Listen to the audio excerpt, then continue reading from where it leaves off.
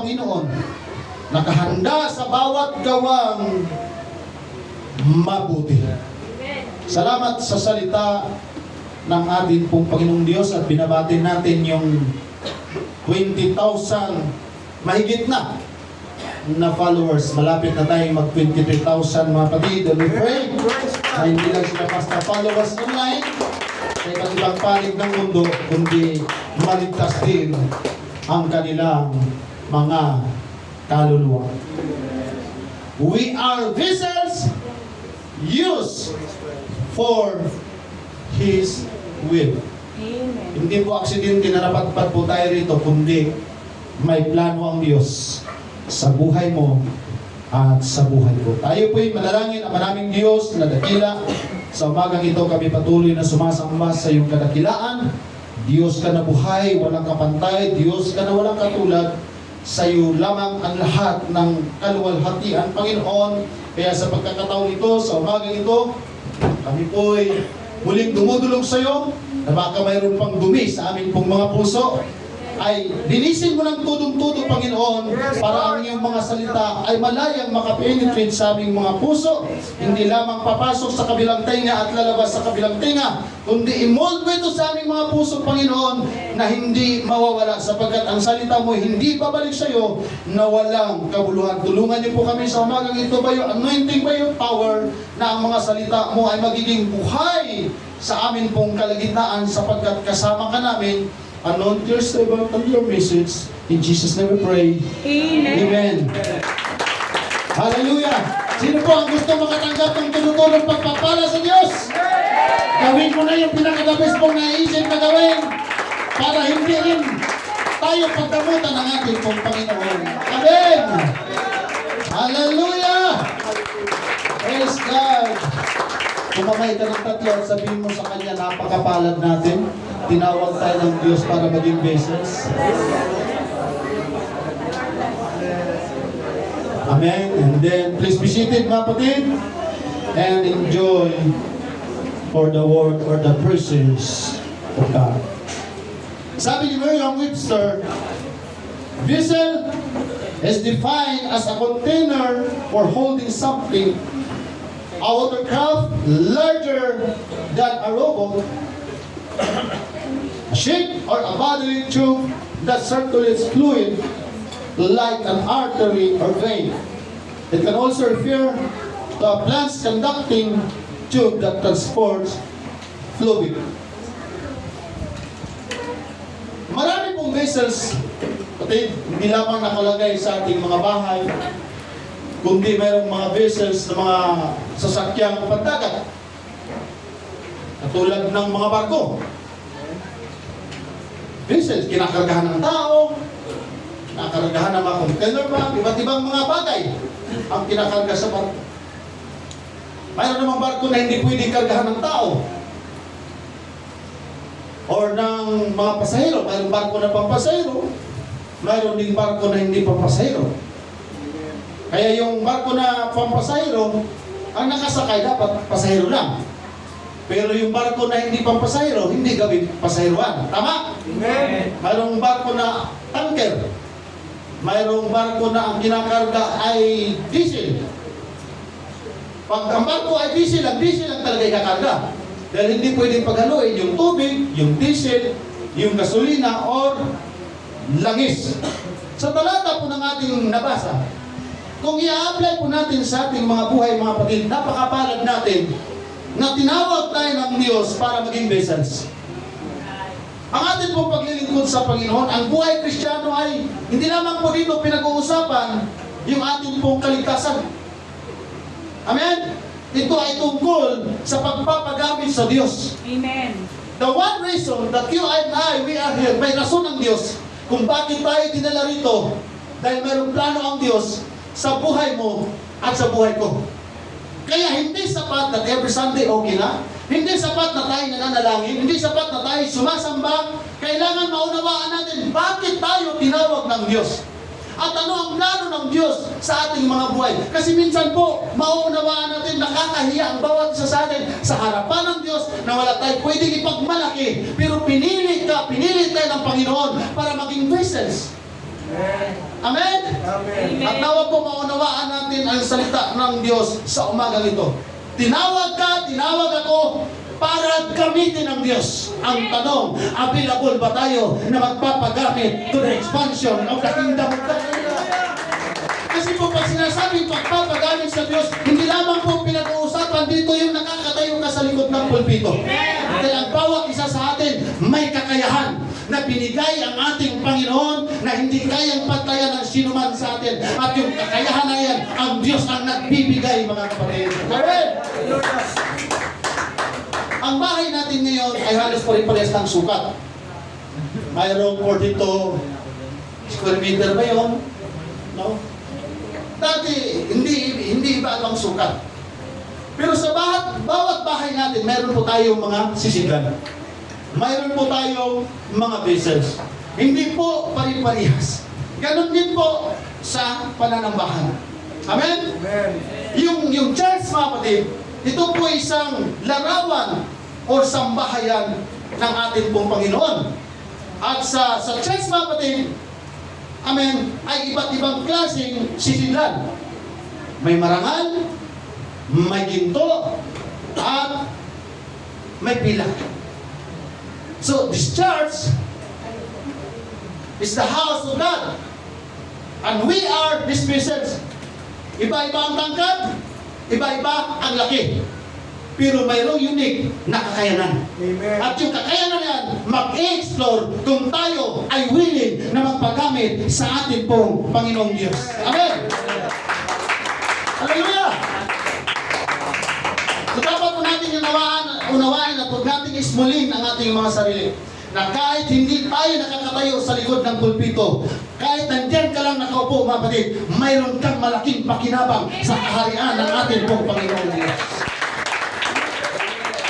At napakaganda yung testimony kanina na atin pong mga napakinggan sa atin pong mga kapatid. Buhay na patuto kung paano kumilos ang Diyos. Basta ituto lang natin ang ating paglilingkod sa Panginoon. Magugulat tayo sa mga ginagawa ng Diyos sa buhay natin. Amen? Amen. Pero ito ang magandang tanong. Kung tayo ay sisidlan ng Diyos, ano ang laman ng buhay natin? Diyos ba o ang ating mga sarili? Itong ating mga sarili, sino bang nagmamayari nito? Ang Diyos ba o tayo ang nagmamayari sa atin pong mga sarili? Dahil kapag ang Diyos po ang siyang nagmamayari sa atin, wala talaga tayong ibang dapat gawin, kundi sundin ang kalooban ng ating pong Panginoon. Amen. Amen? Alam niyo po ang tahanan ng Diyos, itong ating pananambahan, mga kapatid, ito'y lugar na walang katulad. Amen. Ito'y lugar na hindi katulad ng ating mga bahay. Ito'y lugar na hindi mo pwedeng ihalintulad sa mga SM. Ito'y lugar na hindi mo pwedeng itulad sa mga first class na pasyalan. Amen. Ito'y lugar na hindi mo pwedeng ihalintulad sa mga first class at nagtataasang building. Amen. Bakit? Dahil ang lugar na ito, kahit ganito lang ito, mga kapatid, Diyos ang kasama natin. Hari ng mga hari, makapangyarihan. Aanhin mo yung pasyalan na wala ang presensya ng Diyos. Aanhin mo yung malaking building na wala ang presensya ng Diyos. Aanhin mo yung malaking bahay na wala ang presensya ng Diyos. Kahit ganito lang ito, mga kapatid, pero taas doon ko pong ipinagmamalaki. Kakaiba ang lugar na ito dahil kasama natin ang presensya ng Diyos. Hindi ka pwedeng sumigaw ng hallelujah sa mga mall. Hindi ka pwedeng magtalon-talon ng tono-tono sa mga building. Pero sa lugar nito, kaya mong gawin yan. Pwede ka mag-enjoy. At ang kaligayahan dito naman ay tono-tono because we are in the Lord. Amen. Kaya kapag tayo nagpupuri at sumamba sa Panginoon, pag tayo sumayo, itulo natin. Yes. Amen. Hallelujah. Mahala't maganda putla na tayo, mga kapatid. Kaya hiningal tayo. Kasi wala man tayo exercise minsan eh. Pag wala tayo exercise, pag walang jogging-jogging, magulat ka pag tayo mo sa likod ng pulpito, hihingalin ka. Pero sige lang, basta para sa Diyos. Amen. Kasi kakaiba po ang lugar na ito. Amen. Kasama natin ang presensya ng ating pong Panginoon. Iba kasi yung nagpupuri ka para sa Diyos, yung nagpupuri ka na kasama ang Diyos. Amen. Marami pong mga tao ngayon na sumasamba para sa Diyos. Kaya pag sumasamba ka na para sa Diyos, pwedeng hindi ka sumamba, pwedeng hindi. Pwede kang manalangin, pwedeng hindi. Pwede kang sumayaw, pwedeng hindi. Pwede kang pumalakpak, pwedeng hindi. Pero pag nagpupuri ka, nakasama ang Diyos, itutuloy mo talaga. Kaya nakakahiya sa harapan ng ating Panginoon. Nakasama natin yung hari na mga hari. Grabe yung mga anghel, magpuri. Pero tinatalo tayo sa pagpupuri sa mga tao, hindi sumasamba sa tunay na Diyos. Kasi po, huwag lang natin pangarapin na maramdaman lang natin ang presensya ng Diyos. Ay parang naramdaman ko yung presensya. Alam niyo po, nag-list tayo sa testimony yung akay ni Brother JB na nagpabaptize. Kaya siya naglilingkod at masaya siya dahil naramdaman niya ang presensya ng Diyos. Amen. Sa madaling salita, hindi ka papalik sa isang lugar na walang Diyos na totoo. Hindi ka papalik sa isang lugar na hindi ka talaga totoong masaya, mga kapatid. At nakakapagod, napakahirap, nagpapalik ka sa isang lugar na sumasamba without the presence of God. Amen. Amen? Amen. Kaya nga, ang lakas natin pumalakpak, ang lakas natin magpuri. Hindi pa tayo nakarating sa devotion. Nandirito na ang ating Panginoon. Sipo, napakaganda na maramdaman ang presensya ng Diyos, pero mas maganda kausapin ka ng Diyos. Dahil pag kinausap ka na ng ating Panginoon, espesyal ka. Right. Sino tayo? Ang daming taong mayayaman, mga kapatid. Ang daming mga taong sikat. Ang daming mga taong takot humawak ng alikabok. Ang daming mga taong ayaw malikabukan. Ang daming mga taong ayaw madumihan. Talagang gusto nila malinis because they are millionaire, billionaire sila. Pero hindi sila pinili ng Diyos. Ang pinili ng Diyos, yung mga taong marurumi, ang mga taong makasalanan, ang mga taong naaalikabukan para gamitin for His will. Amen. Amen? Kaya masaya, Lord, ayaw ko lang maramdaman ang presensya mo. Gusto ko, Lord, na kausapin mo rin ako. Dahil kapag kinausap ka ng ating Panginoon, mga kapatid, espesyal ka sa harapan ng Diyos. Dahil hindi lahat ng tao kinakausap ng Panginoon. Hindi lahat ng tao pinaparamdaman ng presensya ng Diyos. Sabihin mo sa iyong katabi, ang palad pala natin, special child tayo. Maraming mga UPs takot magsabing special child eh. Kasi ang alam kasi natin, yung special child, yung may kapansanan. Hindi, mga kapatid. Hindi lahat ng sumasamba special sa harapan ng Diyos. Amen. Kapag sumasamba ka sa Diyos na hindi totoo, hindi ka espesyal. Pero pag sumasamba ka sa ating, di ba? Siya ang ating Ama. Sino tayo?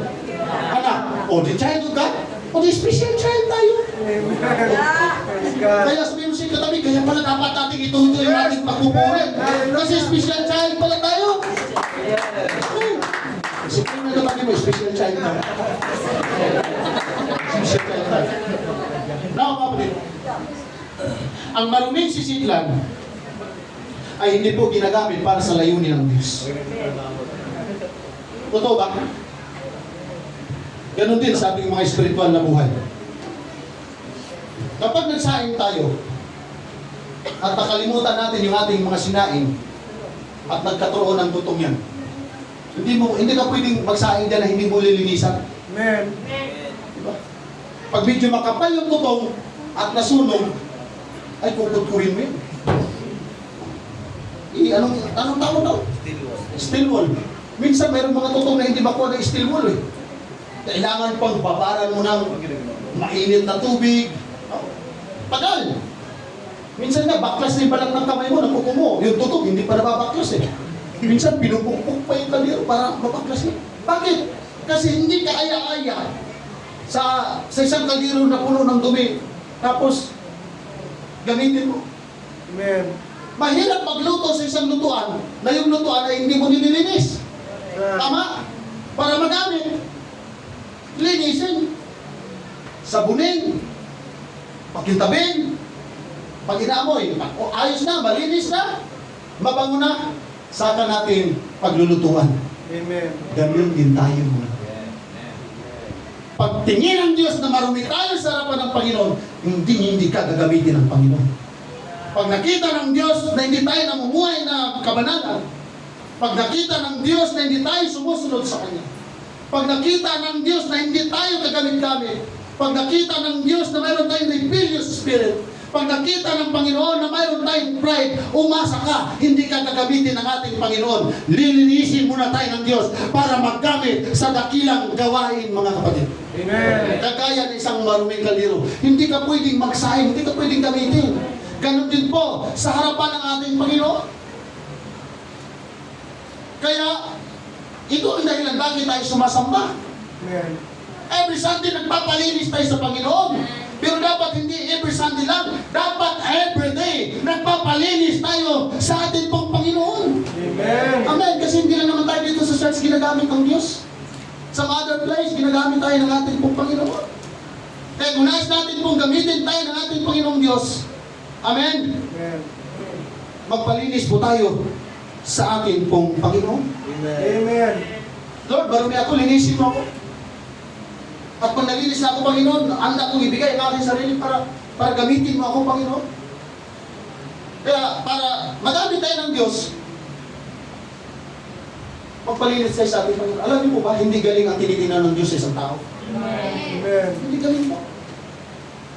Pag nag-apply ka ng trabaho ngayon, lalo na sa mga first class na mga pagtrabaho, titingnan yung ano, background, yung record, yung attainment, yung personality. Ama, ilang taon kang mag-aral, ilang araw kang kukuha ng requirements, pagdating doon, bagsak ka pala sa, ang tawag doon?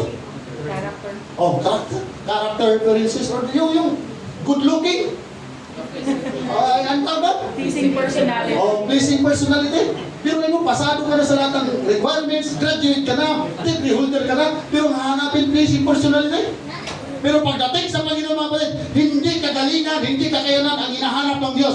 Ang hinahanap ng Diyos, yung mga taong tila baga walang magagawa, pero handang magpalinis at magpagamit ng ating pong Panginoon. Yun po ang tinatawag ng Diyos. Amen. Amen. Kasi aanin naman natin yung galing natin. Pero bagsak naman tayo sa harapan ng Diyos. Kaya doon po sa Jeremiah, mga kapatid, tungkol doon sa magpapalayo, about the potter, na kung saan ay hinuhubog niya. Yung vessels, yung clay, yung jar, hindi po pare-parehas ang laki niyan. Hindi po pare-parehas ang design diyan. At ang nakakaalam lang diyan, yung potter, yung tagagawa. Minsan may mga clay, may mga jar na hindi po kaagad yan pagsalang, buo kaagad yan. Minsan yan may nababasag. At kapag nababasag, minsan binabato nila yan. Yung mga kulon, yung mga banga. Yung mga banga, hindi ba yung basta nagagawa kagad yung mga kapatid? Dahil sa probinsya namin sa Dumaguete, nakakita ako kung paano gumawa niyan. Minsan pag mayroong tabingin yan, minsan pag mayroong biyak, hinampas yan, binabato. Dinudurog uli. Bago mamasahin uli. Bago isalang doon sa salangan. Bago ihulma. Ay kung ikaw kaya yung jar, pag mayroon kang hindi maganda, ihagis ka. Di ba masasaktan ka? Napapansin niyo mga kapatid, may mga panahon na napakasakit para sa atin ang salita ng Diyos. Amen. Di ba, Panginoon, kaya ako nagsimba para lumakas ako, para lalo man ako nasaktan. Natiis magduloy ako, para gusto ko man mabackslide. Mapaparay ka.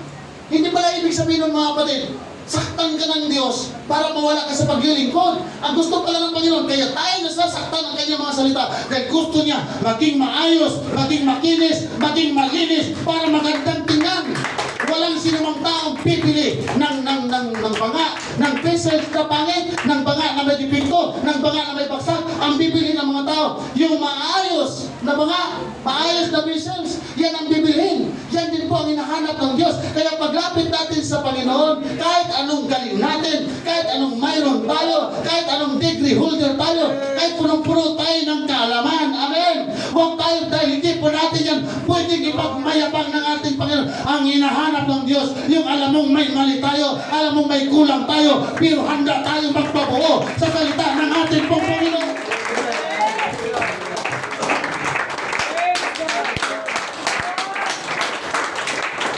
Kasi po, hindi pwedeng sisid lang tayo ng presensya ng Diyos kung ang ating puso marumi. Ang ganda po ng devotion kanina natin. Even sa Sunday School, grabe po ang pagtuturo ng salita ng ating Panginoon. Kaya para tayo sumasamba, hinuhubog tayo ng Diyos, hindi para saktan ng Diyos. Amen.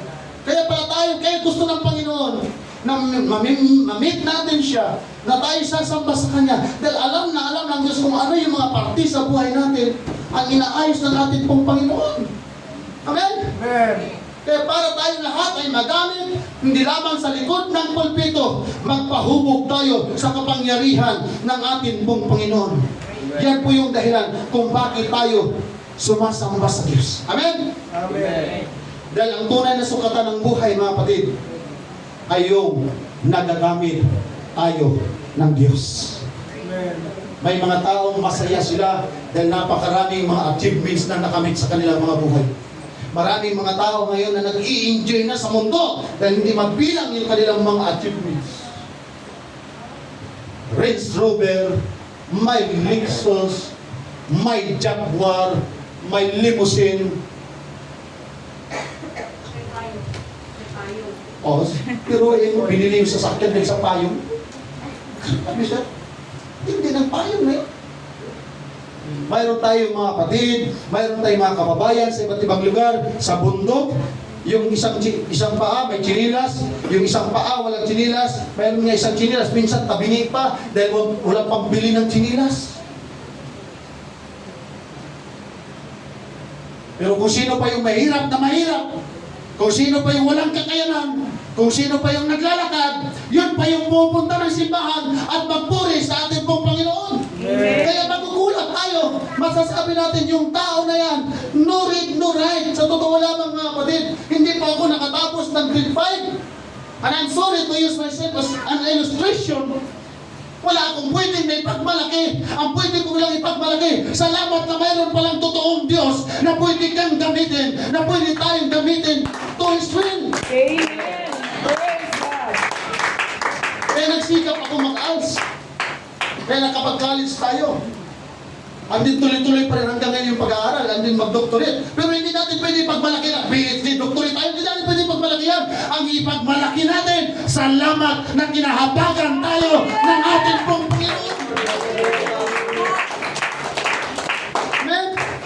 Kaya every time na tayo papasok sa lugar na ito, huwag natin isipin kung sino tayo. We are the presence of God. Ang isipin natin, sino yung pinuntahan natin sa lugar na ito, mga kapatid. Kaya alam na wala tayong pagmamalaki sa ating mga sarili, naluluwalhati ang Diyos sa ating pong mga buhay. Wala ang presensya sa Diyos, wala ang presensya ng Panginoon pag marami tayong mga nakamtan na mga ari-arian, mga kapatid. Sabihin mo siya yung katabi, hindi sapat na marami kang alam. Hindi sapat na marami tayong ginagawa. Hindi sapat na marami tayong naririnig na papuri. Ang magpapasaya sa atin, mga kapatid, yung nagagamit tayo at ginagamit tayo ng ating pong Panginoon. Amen? Amen. Minsan talaga sa umpisa may sablay, pero sige lang. Di ba katulad ng kanta kanina? Tasting lang. May mga sablay tayo sa buhay, mga kapatid. But the show must go on. Dahil hindi aalis ang Espiritu ng Diyos pag sumablay ka. Amen. Mananatili ang Espiritu ng Diyos na kapag sumablay tayo, pero willing pa rin tayong gagawa para sa Diyos. Amen. Nawa po, magugustuhan niyo po yung mga susunod ko pong sasabihin at wala pong matitisod sa atin, mga kapatid. Amen. Amen. Dahil hindi po hitsura natin ang tinitingnan ng Diyos. Minsan pabalik-balik tayo dyan sa salamin. Pati ako pabalik-balik din dyan. Ayos na kayo. Ginanamnam ko, Sister Beth. Kaya sabi ko sa kanila, huwag niyo munang labhan.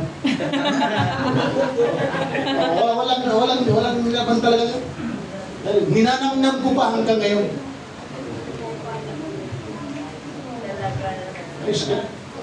Kaya hindi mo sinuot, engineer yung sinuot mo rin ng linggo eh. Oh. Grabe, mga kapatid. Sa kasalan ang tindi ng damit natin. Pagdating ng pananambahan, parang okay lang ba, mga kapatid? Amen. I-practice natin na hindi lamang tayo nagsusuot ng formal sa mga birthdays, sa mga kasalan. Every time na tayo sasamba sa Panginoon, ibigay natin yung pinakamaganda para sa Diyos. Amen. Dahil yun po ang importante para sa harapan ng ating pong Panginoon. Huwag niyo na pong alamin kung magkano itong sinuot ko mula baba hanggang sa taas, mga kapatid. Pero kung hindi po ako naglingkod sa Panginoon, hindi po ako makakasuot ng ganito, mga kapatid. Dahil wala akong pambili. Pero mabuti yung Diyos na akin pong pinaglilingkuran. Na atin din pong pinaglilingkuran. Amen!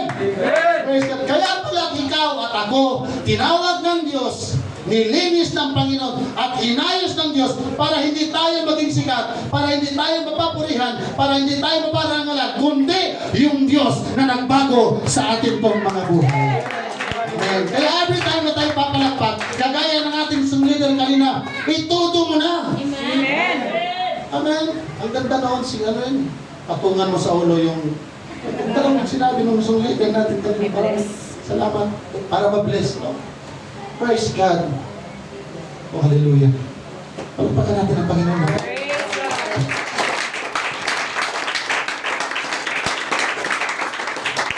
Tayo lahat ay sisidlan. Pero ang malaking tanong, anong klaseng sisidlan tayo? Marumi or malinis? Pangkaraniwan o marangal? Sisidlan para sa pansarili nating layunin or sisidlan para sa layunin ng Diyos. Para masabi po natin na tayo po ay vessels ng ating pong Panginoon, makita-anawa tayo ng Diyos ng kalinisan, ng kabanalan at pagpapagamit sa atin pong Panginoon. Sa New Testament, yung vessels po, sa sulat ni Apostol Pablo sa 2 Timothy, sa kultura po ng mga Griego, yung vessels po, sa Greek word, ay eskios. Bira lang po ako nagagamit ng Greek word at Hebrew word sa inyo mga kapatid dahil Pilipino tayo. Pero pag maka-encounter tayo ng Greek and then Hebrews, mayroon din tayong kunting nalalaman. Maliit lang, kapiraso lang.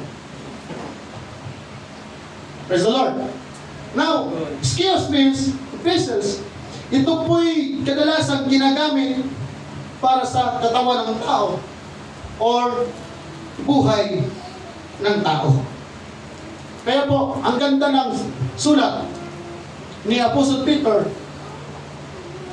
ng chapter 3 ng 1 Peter verse 7. Likewise, ye husbands, dwell with him according to knowledge, giving honor unto the wife as unto the weaker vessel, and as being heirs together of the grace of life, that your prayers be not hindered. Alam niyo po, maraming mag-asawa ang tamad manalangin. Kasama na ako dyan.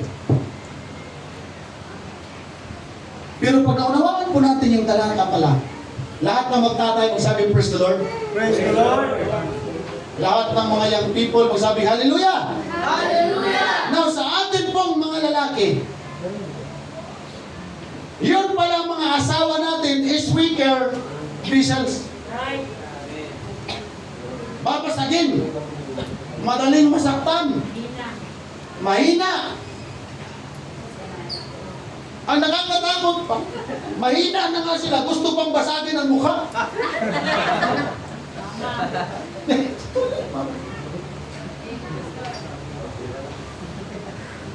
Sa Bible pala, pag sinasabing vessels, dapat ingatan. Kaya nakakatuwa yung mga, kaya pala, di ba?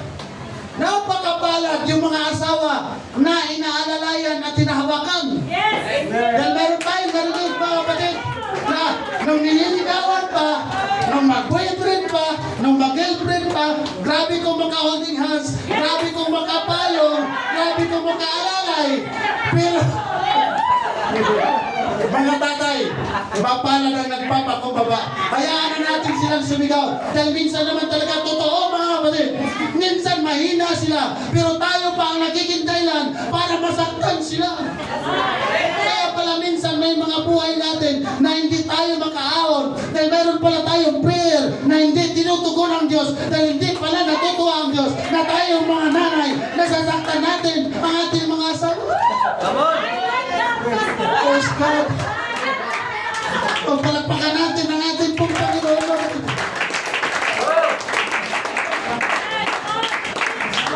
Nung binasa ko ito, mga kapatid, naiyak ako. Halos magdamag akong hindi nakatulog dahil napakahabang panahon pala na yung asawa ko ay nasasaktan sa akin. Dahil mayroon pala akong mga bagay, mga kapatid. Mayroon pala akong mga pananalita na nakakasakit ng kanyang puso't damdamin na nawa mapatawad ako sa umaga ito. At kung sa lahat ng mga nanay na kung tayo man ay nasasaktan ng ating mga asawa, salamat na mayroong mga Diyos. Mayroong mga Diyos. Mayroong Diyos na.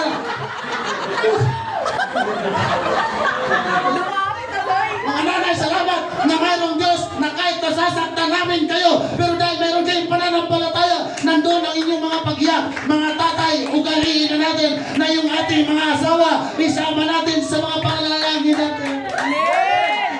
Every time pala pag nakakita tayo ng maganda at sinabi natin, ang ganda doon, nasasaktan sila. Pastor, paano ang asawa?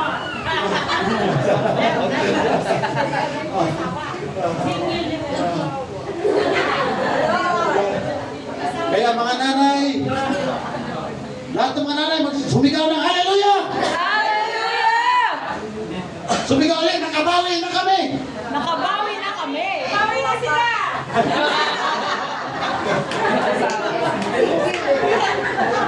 Bawi na sila! Pastor! Kaya sa atin pong mga young people na lalaki, nawa po ang salita ng Diyos, mga kapatid, mga young people, ay nakuha niyo ito. Dahil darating ang tayo magpapamilya kayo. Darating ang panahon, mag-aasawa kayo. Huwag lang ngayon kayo magpabigay-bigay ng bulaklak. Bago matulog, may I love you. Pagkagising, may I love you. Naghugas, may I love you. Nagwawalis, may I love you. Halos puro I love you. Pagdating ng senior, pagdating ng 50, pagdating ng 40, wala nang I love you, wala nang merinda, wala nang pasyal-pasyal. Minsan puro ang laman ng bahay, puro away. Pero salamat sa atin pong Panginoon, mga kapatid, na binigyan tayo ng unawa ng ating Panginoon that you and I are visions of the Lord. Kaya tayo nasasaktan, mahinang nilalang tayo. Kaya salamat sa Espiritu ng Diyos na siya pong nagpapalakas sa atin. Amen! Kaya mga tatay, malapit lang po ang Tagaytay. Sumuhol na tayo. Pasyal natin sila, mga kapatid. Amen! Sa gawain sa banyo, pag gustong sumama ng ating mga asawa, isama natin, mga kapatid. Amen! Simulan na natin ang pag-aalaga sa kanila. Kaya ngayon sa bahay, mga kapatid, ang aking pong reyna ay nakaupo na. Ako na ang naglalaba. Ako na ang nagsasaing. Ako na ang nagluluto, mga kapatid. Amen! Tikasin mga tatay! Yes! Astig tayo, mga kapatid! Amen! Hallelujah! Praise God! Dahil pag yun pala ang ginawa natin, mga tatay, pag yun pala ang ginawa natin na mapasaya natin ang ating mga asawa, kapag tayo luluhod sa ating Panginoon, bukas ang durungawan ng langit para ibuhos ng Diyos yung kanyang pagpapala. Amen! At isa sa palatandaan na may problema ang asawa pag nakasimangot. Kaya pag mayroon tayong kapatiran na pagpasok sa church na tila baga nakasimangot, may problema yan. Alam na. Amen? Sa totoo lamang po, napakabuti ng ating Panginoon. Marahil maraming beses na tayong gustong maghiwalay at makipaghiwalay. Amen? Amen. Wow. Pastor sa Shabe. Masyapingin. Ay, ano yung si Ellen? Shabe rin daw. Advice ko lang po, mga nanay. Kaming mga tatay, hindi manghuhula. Ilista nyo na. Ilista nyo na po. Ano yung inyong pangangailangan? Kasi kayo rin naman magbabudget eh. Di ba, yung mga sweldo natin, sa kanila rin naman napupunta eh. Amen. Ang sabi nga doon sa seminar na aming napuntahan, yung mga nanay ay house speaker. house speaker. Kaya huwag na tayong magtataka kung babanat sila at babanat. Amen? House speaker talaga sila. Hallelujah. Pag masaya ang nanay, masaya ang anak. Pag masaya ang nanay, ang sarap ng timpla ng pagkain, mga kapatid. Nakangiti pa yan pag sinisilbihan tayo. Pagkagising sa umaga, may I love you. Pag hindi masaya ang nanay, bahala ka yan. Maglaba ka yan, mamalansa ka yan, magluto ka yan, maglinis ka yan, magtrabaho ka yan. Pero pag masaya, mga kapatid, ang tahanan, masaya ang Diyos na atin pong pinaglilingkuran. Kaya kapag tayo hindi maayos, si Satanas ang masaya, mga kapatid. Amen. Woo! Palapakan natin. Hallelujah! Salamat sa ating pong Panginoon. So tayo po ay tinawag ng Diyos dahil gusto tayong panahanan ng Espiritu ng Diyos. Isa po sa mga tao na mayroon pong mga malalaking bahay ay ang mga Romano. Kaya pag nakapunta tayo ng Roma, mga kapatid, si Brother Eugene, di ba, nakapasyal ka sa Roma, kalalaki ng bahay nila, kagaganda. Lalaki ng bahay nila, mga kapatid. At mayroong mga vessel sila na pagmamay-ari, na yung may-ari lamang po ang nakakagamit. Kung anong gusto ilagay dyan, yung may-ari ang nasusunod. Kung lagyan niya ng tubig yan, kung ano ilalagay niya, siya ang nasusunod. Ikaw at ako ay pag-aari ng Diyos. Hello? Pag-aari tayo ng Diyos. Hindi po natin pag-aari ang ating sarili. Kaya kung mayroon pa pong dapat na masunod sa ating mga buhay, hindi ang ating mga sarili, kundi ang Diyos. Amen. Amen? Kaya tayo hinihiwalay ng Panginoon sa mga bagay na makamundo dahil mayroon pong layunin ang Diyos sa iyo at sa akin, mga kapatid. Kaya nawa, sa mga susunod na araw, sa mga darating pang panahon na tayo po'y naglilingkod sa atin pong Panginoon, lahat ng ating ginagawa, yan po ay para sa karangalan ng ating pong Panginoon. Pahintulutan po natin ang Diyos na ihulma tayo ng ating pong Panginoon sa isang bagay na kung saan kagamit-gamit tayo. Nawa, pahintulutan natin ang Diyos na idisiplina tayo ng ating Panginoon, mga kapatid, para magamit sa kanyang layunin. Nawa, pahintulutan natin ang Diyos na hubugin tayo ng kanyang mga salita. Na hubugin tayo na sumunod sa kalooban po ng ating pong Panginoon. Ayaw ng Diyos na magkakasala tayo. Ayaw ng Diyos na magiging marumi ang ating pong mga puso, mga kapatid. Kaya kailangan lagi tayong dumulog sa ating pong Panginoon. Umiwas na tayo sa paggawa ng kasalanan. Iwasan na po natin ang ating mga pangit na ugali. Yung mga bagay na nakakasira sa ating spiritual na buhay. At nawa, tulungan tayo at kahabagan ng ating Panginoong Diyos. Nalilisin ang buong buo ng ating Panginoon, ang ating pong mga puso para maluwalhati ang Diyos sa ating pong mga buhay. Amen. Kaya ikaw at ako, tinawag ng Diyos sa lugar na ito, anuman ang ating kalagayan, para paglabas natin dyan, pagdating natin sa ating mga bahay, pagdating natin sa ating pamilya, sa ating mga kapitbahay, hindi ang ating sarili ang natataas, kundi yung Diyos na atin pong pinaglilingkod.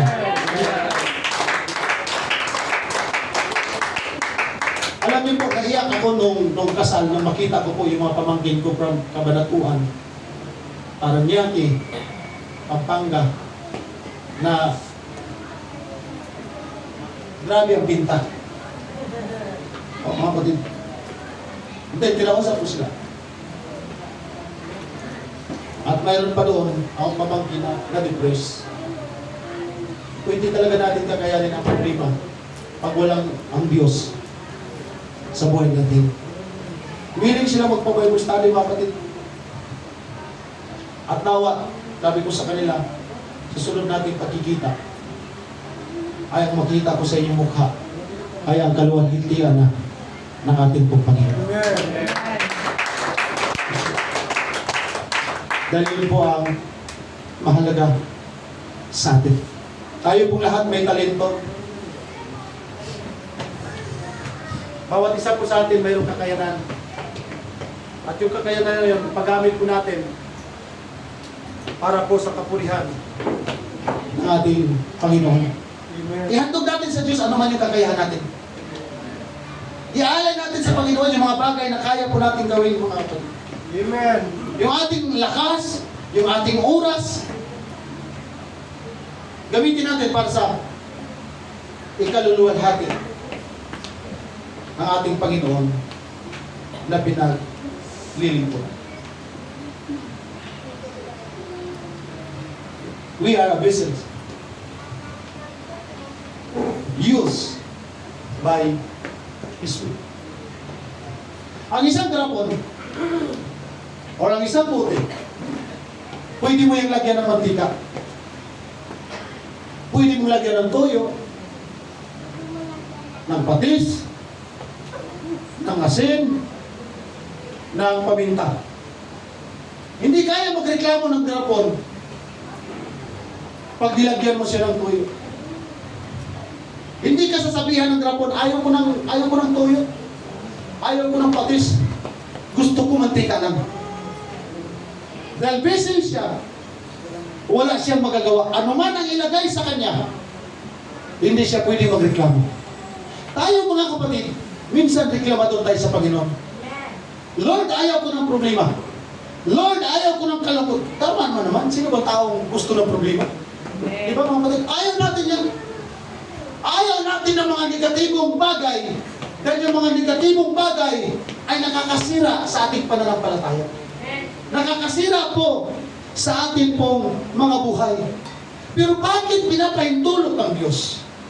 We are filled with the Holy Ghost. We are baptized in Jesus' name. Pero bakit pinahintulot ng Diyos na kung kailan tayo naglingkod sa Kanya, dumadagsa ang maraming problema? Di ba, mayroon lang nagsabi sa akin, di ba, Pastor, may Diyos na nga ako eh. May Espiritu na ako ng Diyos. Pero bakit tila, pagka mas lalo akong nahihirapan ngayon? Ang totoo pala niyan mga kapatid, hindi pala tayo pinapahirapan ng Diyos. Yung mga pagsubok na yan ay pinahintulot ng Diyos na dumating sa ating mga buhay para tayo ay pagtibayin at maging matibay ang ating pong paglilingkod sa ating pong Panginoon. Amen?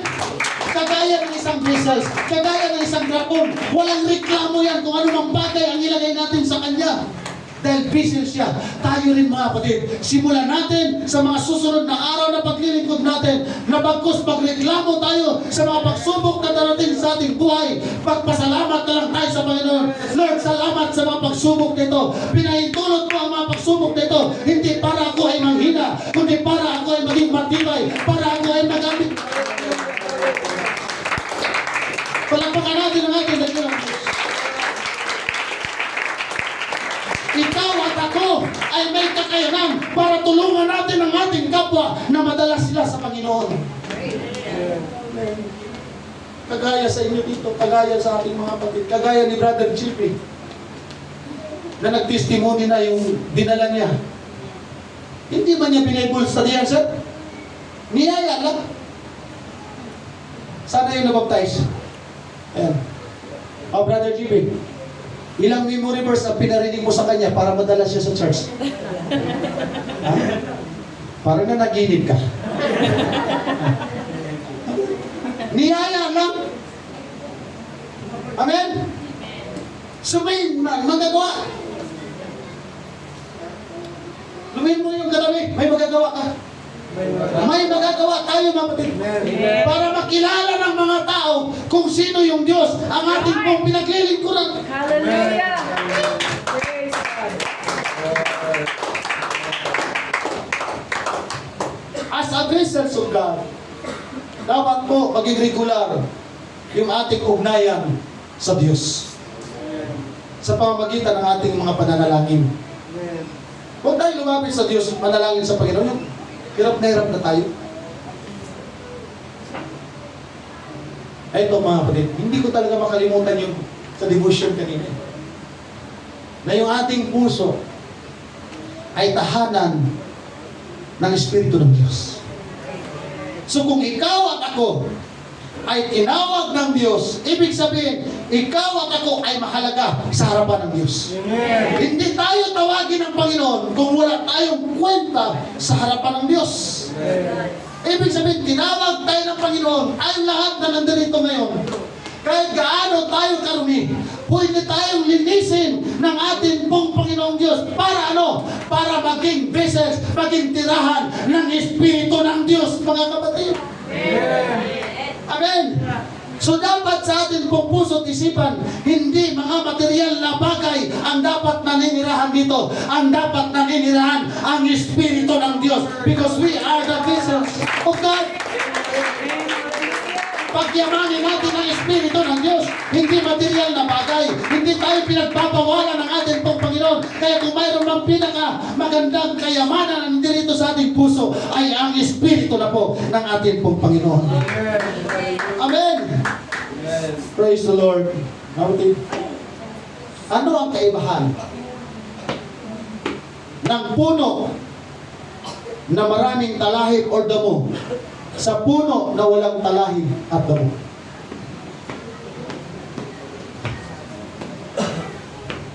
Ang puno na walang talahib, walang walang mga damo, madali mong puntahan. Yes. Madaling lapitan kasi malinis. Right. Iba yung puno na may nag-aalaga sa puno na walang nag-aalaga. Kapag ang puno walang nangangalaga, mga kapatid, mahirap mamunga yan. Kasi ang nasa paligid niya, puro mga damo, puro mga talahib. Maliban dun sa puno na inaalagaan, yan ay nagbubunga ng marami dahil mayroong nag-aalaga. Hindi po madali mag-alaga ng puno. Ang puno minsan tinatagtag, lalo na ang puno ng mangga. Tinatagtag yan, sinusugatan yan para maging malusog. At pinapausukan para mamunga. Kaya pag nag-alaga ka ng dalawang puno, ang isa alagaan mo, ang isa wala. Ang isa lang dyan, ang mayroon pakinabang. Ang isa dyan, kaya ang sabi ng Bible, ang puno na walang bunga, mas maigi pang putulin at igatong. Kasi wala naman sa ibang pakinabang eh. Pero yung puno na inaalagaan, mamumunga. Alam niyo po ba mga kapatid, kaya pala tayo nasasaktan ng salita ng ating Panginoon na katulad ng mangga na tinatagtad at pinapausukan. Kaya pala tayo nasasaktan ng salita ng Diyos. Kaya pala ang gusto ng Panginoon, yung Espiritu niya ang manahan sa atin para ikaw at ako ay mamunga ng sagana at maluwalhati at tayong lahat ay kapaki-pakinabang sa harapan po ng ating pong Panginoon. Ano po ang kaibahan ng tao mayroong Diyos at sa taong walang Diyos? Mayroon pong malaking pagkakaiba sa taong walang Diyos, sa taong mayroong Diyos. Mayroong taong Diyos, mayroong taong Diyos. Mayroong tao na walang Diyos na mayaman. Mayroong tao na walang Diyos na maraming ari-arian. Mayroong tao na walang Diyos na masaya. May tao naman ang Diyos na walang kayamanan. May tao na mayroong Diyos na walang maraming ari-arian. Pero may tao na may Diyos pero maraming problema. But in the long run, mga kapatid, magugulat ka na lang na kahit wala ka, basta't may Diyos ka, masaya ka. Mayroong mga tao na maraming kayamanan, pero hindi sila totoong masaya dahil mayroong kulang sa kanilang buhay, dahil wala ang Espiritu ng Diyos sa kanilang mga buhay. Pero kahit wala tayong maraming kayamanan, pag alam natin na mayroong Diyos ka, mapalad ka, mayaman tayo mga kapatid. Amen, palagpakan natin. Kung hindi ko lang nakita na ang Diyos ay mabuti sa akin, kung hindi ko lang nakita mga kapatid na ang Diyos ay gumagawa sa aking buhay, hindi na ako magsisimba at hindi ko na rin kayo yayain na magsimba sa Diyos. Pero nakita ko ang kabutihan ng Diyos sa aking buhay. Kaya kahit wala kayo, tuloy ang ating paglilingkod sa Panginoon dahil nakita ko po ang kanyang kabutihan sa aking buhay. Amen. Hallelujah. Kung hindi ko po nakita ang Diyos na naghimala sa aking buhay, naghimala sa atin, hindi po ako magtuturo na ang Diyos makapangyarihan, na ang Diyos naghihimala. Amen. Hallelujah. Totoo ba mga kapatid? Amen. Kung walang pakinabang sa akin yung pagtalon, kung walang pakinabang sa akin ang palakpak, kung walang pakinabang sa akin ang praise and worship, kung walang pakinabang sa akin ang pagsayaw, kung walang pakinabang sa akin ang pagtatalon-talon mga kapatid, hindi ko gagawin yan. Bakit ko mo gagawin yung bagay na walang pakinabang sa iyo? Amen. Pero every time na ako'y tumatalon, hindi ko sinasabing gayahin niyo ako mga kapatid. Pero mas maganda, mahigitan pa natin ginagawa every Sunday yung ating ginagawa para sa Panginoon. Dahil ikaw mismo ay kaya mong patunayan na mabuti ang Diyos sa buhay mo at sa akin. Na ikaw mismo ay kaya magpatunay na every time na tayo nagpupuri, na every time na tayo nananalangin, kumikilos ang Diyos sa ating mga buhay. Amen! Amen. Kung walang pakinabang sa pagsamba, bakit tayo sasamba?